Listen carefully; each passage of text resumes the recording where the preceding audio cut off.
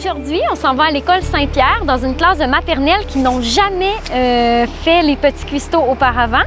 Donc, on s'en va en classe, on cuisine avec les parents bénévoles qui ont été invités et ensuite, on déguste le fruit de notre création. Lorsqu'ils vont arriver en classe avec moi, ils vont avoir vu des notions en lien avec la recette qu'on va faire avec eux autres. J'ai une enseignante là, qui utilisait mes ustensiles de mesure d'ingrédients secs pour donner ses cours de fraction. Donc, tu sais, ça s'intègre super bien au programme scolaire. Ça l'a parti dans de modestes buts, je dirais. Là, on visait embarquer quelques classes pour faire un test, mais il y a eu un engouement extraordinaire. Puis, il y a beaucoup d'enseignants qui ont embarqué dès la première année. J'ai toujours beaucoup de parents qui viennent aider les enfants. Les enfants apprennent toutes sortes de techniques, la griffe du chat, le pan, comment couper les aliments. Il y a plusieurs partenaires qui collaborent au projet. On a le Bon Frais des Îles-la-Madeleine et aussi le développement social aux îles. Et nouvellement, on a une collaboration avec Sobeys et IGA Coop des îles. Ce qui rend unique le programme des petits cuistots, c'est vraiment l'aspect de l'apprentissage par les sens et par l'expérience. Puis ça passe par le plaisir aussi, évidemment. C'est des parents qui sont en contact avec d'autres enfants puis qui font des apprentissages en même temps que les enfants quand je suis là aussi.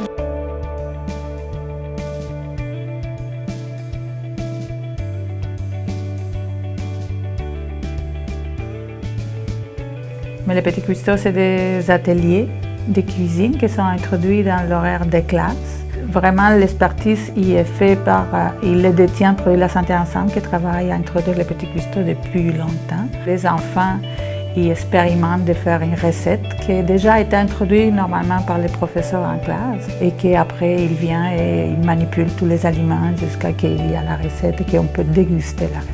C'est dans les plaisirs, ça fait que le monde il continue à vouloir, et les écoles aussi, parce que c'est vraiment une activité que les enfants aiment beaucoup. Un enfant seul, tu ne vas pas le faire déguster en assiette, je ne sais pas, de légumineuses, mais comme les amis à côté, ils dégustent, il va essayer alors. Le petit cuistot, il n'est pas menaçant. Il y a des parents qui n'ont jamais mis les pieds dans une activité d'école et le petit cuistot, ils sont venus parce qu'à manger, tout le monde fait chez soi. C'était une année, la première année où on n'a pas de soutien de la part de Québec Enfant. Alors, on essaye de se débrouiller, mais ça implique, par exemple, qu'on ne va pas chercher de nouvelles écoles. À Cap d'Espoir, actuellement, je sais qu'on a une rencontre aussi. Et on va voir s'il y a des parents qui aimeraient ça animer les petits cuistots. Alors, on va produire la santé ensemble, on va faire les soutiens de transférer l'animation. Une école qui croit beaucoup à ça, mais il va être autonome. Et ça implique quand même, pour moi, qu'il y a toujours quelqu'un, que ce soit du centre de santé ou que ce soit d'un réseau de développement social, qui va maintenir ces liens que des fois c'est d'école pour différentes raisons.